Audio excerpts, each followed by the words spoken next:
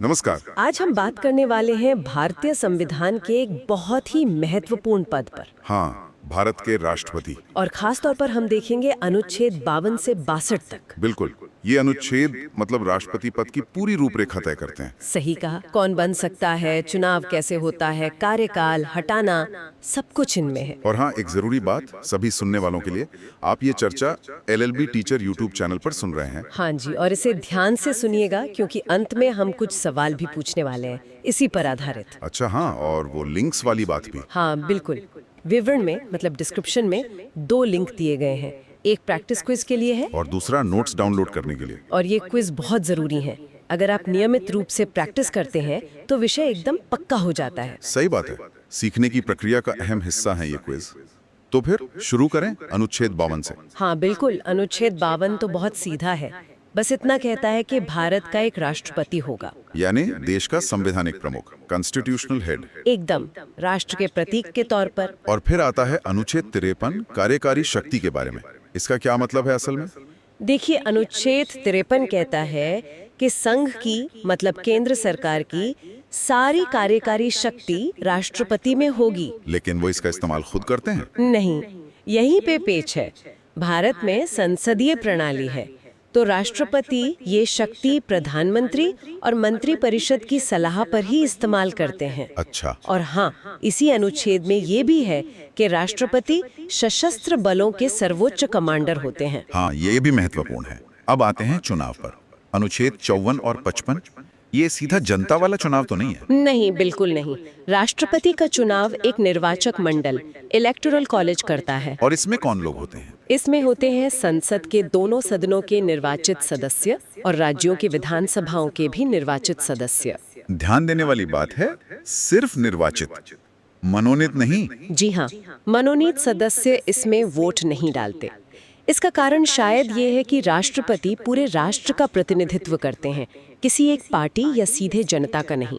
और ये केंद्र राज्य संतुलन भी दिखाता है। और चुनाव का तरीका भी अलग है, आनुपातिक प्रतिनिधित्व और एकल हस्तांतरणीय मत। ये क्या चीज है? हाँ, अनुच्छेद 55 इसी के बारे में है।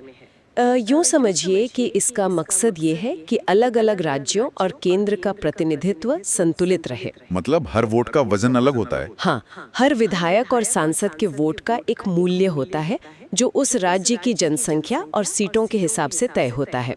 थोड़ी जटिल प्रक्रिया है पर लक्ष्य वही है, राज्यों और संसद में बराबरी। ठीक है, समझ गया। अब आते हैं योग्यताओं पर।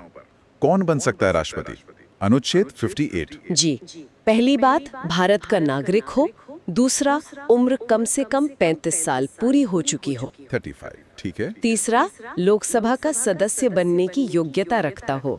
और चौथा, किसी लाभ के पद पर न हो। लाभ का पद यानी ऑफिस ऑफ प्रॉफिट, मतलब कोई सरकारी नौकरी जिससे पैसा मिलता हो। हाँ, मोटे तौर पर वही, ताकि राष्ट्रपति निष्पक्ष रह सके। और पद ग्रहण करने से पहले शपथ भी तो होती है, अनुच्छेद 60। बिल्कुल, भारत के मुख्य न्यायाधीश के सामने, या अगर वो नहीं है तो सुप्रीम कोर्ट के सबसे वरिष्ठ न्यायाधीश के सामने।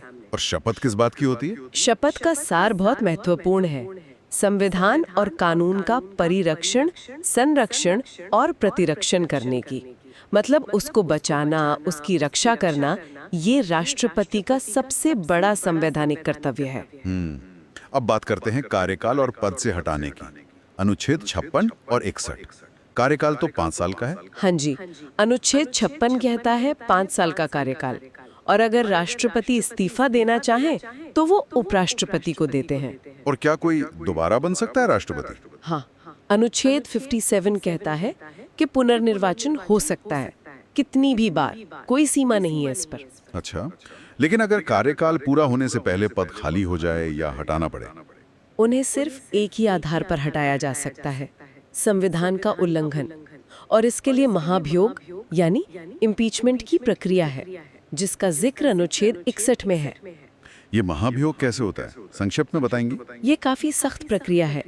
प्रस्ताव संसद के किसी भी सदन में आ सकता है। किसी भी सदन में, लोकसभा या राज्यसभा? हाँ, किसी में भी, पर कम से कम 1/4 सदस्यों के दस्तखत चाहिए प्रस्ताव लाने के लिए, और 14 दिन का नोटिस देना होता है राष्ट्रपति को। फिर फिर उस सदन में वोटिंग होती है। अगर 2/3 बहुमत से पास हो गया तो प्रस्ताव दूसरे सदन में जाता है। अच्छा, दूसरा सदन जांच करता है। हाँ, दूसरा सदन आरोपों की जांच करता है या करवाता है, और अगर जांच के बाद वो सदन भी 2/3 बहुमत से प्रस्ताव पास कर दे तो राष्ट्रपति को पद छोड़ना पड़ता है। काफी मुश्किल प्रक्रिया है ये तो। हाँ, राष्ट्रपति पद की गरिमा बनाए रखने के लिए इसे कठिन बनाया गया है। और अगर पद किसी और वजह से खाली हो, जैसे मृत्यु या इस्तीफे से, वो है अनुच्छेद 62। जी, अनुच्छेद 62 कहता है कि अगर पद मृत्यु, त्यागपत्र या महाभियोग से खाली होता है तो 6 महीने के अंदर चुनाव करवाना जरूरी है। 6 महीने के अंदर। हाँ, और एक और खास बात, जो नए राष्ट्रपति चुने जाएंगे इस स्थिति में, वो बचे हुए कार्यकाल के लिए नहीं आते। अच्छा, पूरे 5 साल के लिए। हाँ, वो पूरे 5 साल के कार्यकाल के लिए पद धारण करते हैं। तो ये थे राष्ट्रपति पद से जुड़े कुछ बहुत अहम संवैधानिक प्रावधान, अनुच्छेद 52 से 62 तक। उम्मीद है सुनने वालों को भारत के राष्ट्रपति की भूमिका और उनके पद की संवैधानिक स्थिति की एक साफ तस्वीर मिली होगी। और हाँ, फिर से याद दिला दें, डिस्क्रिप्शन में प्रैक्टिस क्विज और नोट्स के लिंक हैं, उन्हें जरूर देख लीजिएगा। जी बिल्कुल, अभ्यास करते रहने से ये सारी जानकारी एकदम पक्की हो जाएगी। तो अब जैसा हमने शुरू में कहा था, कुछ सवाल हो जाएं जिन्होंने ध्यान से सुना है। पहला सवाल, राष्ट्रपति का चुनाव करने वाले निर्वाचक मंडल में कौन-कौन शामिल होते हैं? दूसरा, राष्ट्रपति पद के उम्मीदवार के लिए कम से कम कितनी आयु होनी चाहिए? तीसरा, राष्ट्रपति को किस आधार पर पद से हटाया जा सकता है और उस प्रक्रिया का नाम क्या है? और चौथा सवाल, अगर राष्ट्रपति का पद कार्यकाल के बीच में खाली हो जाता है तो जो नए राष्ट्रपति चुने जाते हैं उनका कार्यकाल कितना होता है? आप अपने जवाब सोच सकते हैं या चाहें तो कमेंट्स में भी लिख सकते हैं। और अगर आपको लगता है कि ये चर्चा ज्ञान बढ़ाने वाली थी, आपको कुछ नया सीखने को मिला, तो इस वीडियो को लाइक और शेयर जरूर करें। अगली बार फिर मिलेंगे एक नए विषय के साथ। धन्यवाद। धन्यवाद।